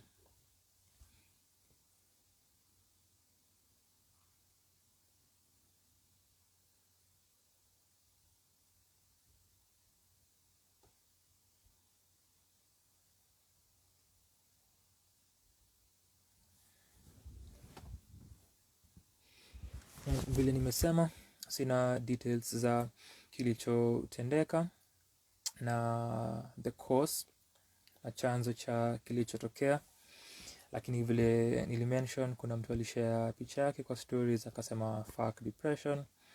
Kwa hivyo na deduce that ni kutokana na masuala ya akili afya, na nimesema this is something that alikuwa anafocus sana on, na pia ukiangalia ukurasa wake alikuwa highlight kwa part of their bio kisema mental health matters.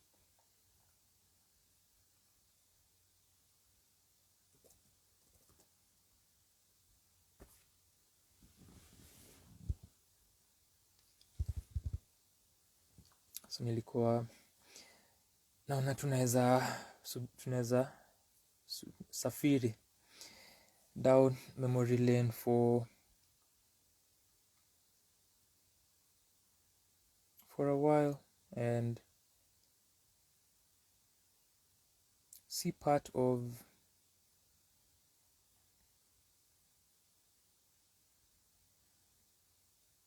their journey and their moments that ziko captured in some way or form.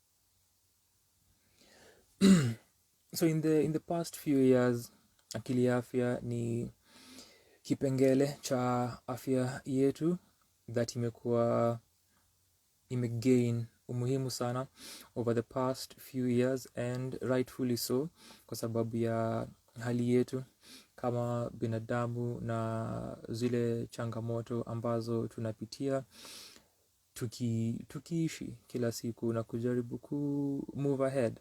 So with that sort of same importance and the same one that alikuwa ana give kwa work, na vile tume capture rightfully, na utaangalia through this past few years that the entire world imekuwa get deeper and deeper into hizi conversations za mental health, na kuna a lot of work being done regarding mental health, whether ni from a point ya organizations and schools, and even hizi conversations in churches and in such religious places, and from perspective pia ya spirituality.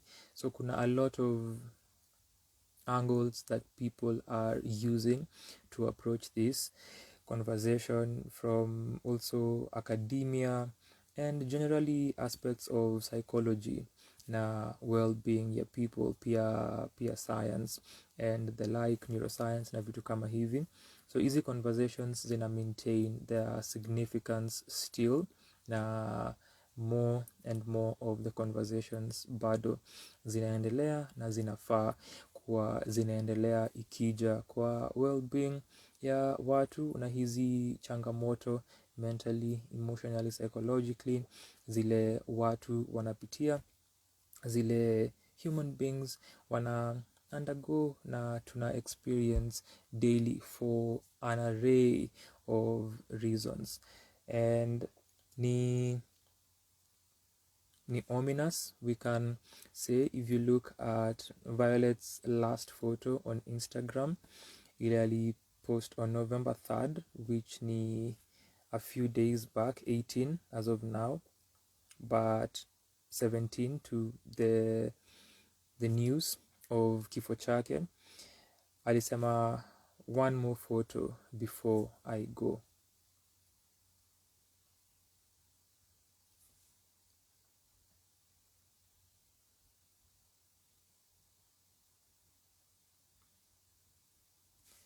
And 17, 18 days later, here we are with the tragic, with the sad news of Violet K's demise. With that note, hapo ndipo mahali tunaiachia for today.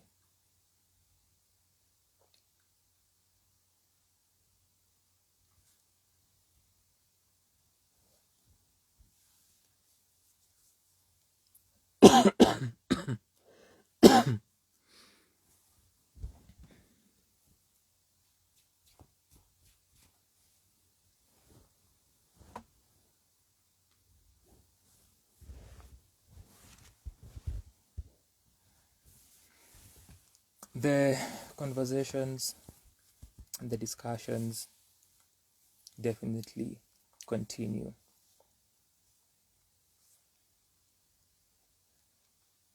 Wimbo nilioanza now for this session. This is the song.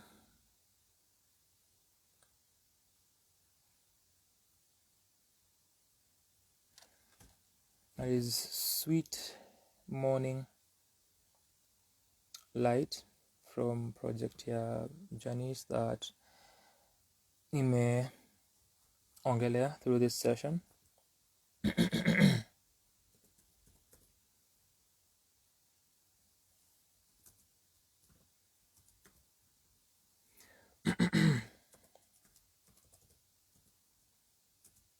And as we've detailed part of just a tiny bit of Violet K for this session on Monday, November 21st, 2022 at 2:09 a.m. Didn't want to be here for this long, but here we are. Nitaacha the last word imwende.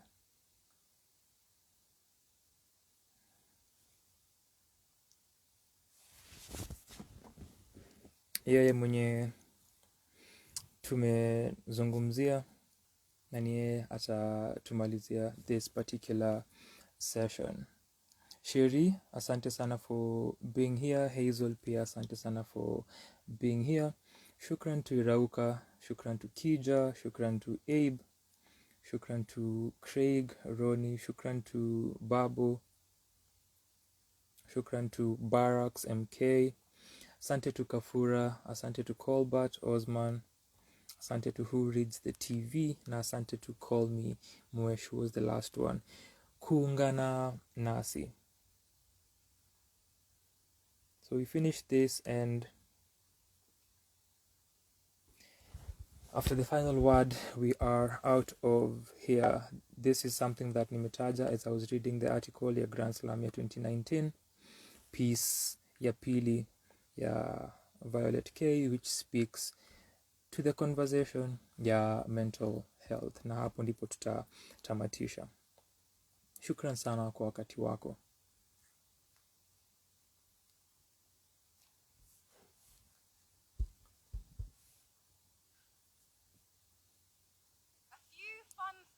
About me.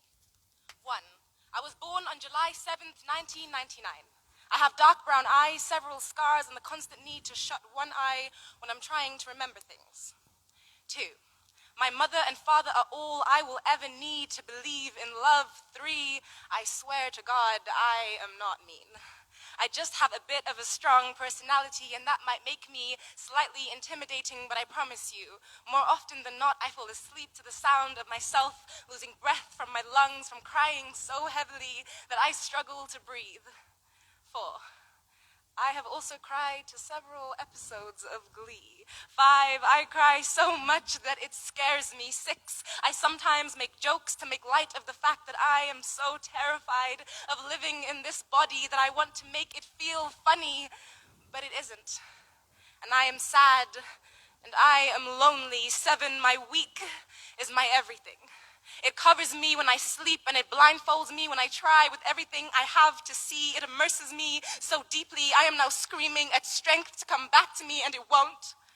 It says I have betrayed it too much. 8, I look in the mirror and barely recognize the girl that looks back at me. 9, the doctors called it depression, but to me it feels more like insanity.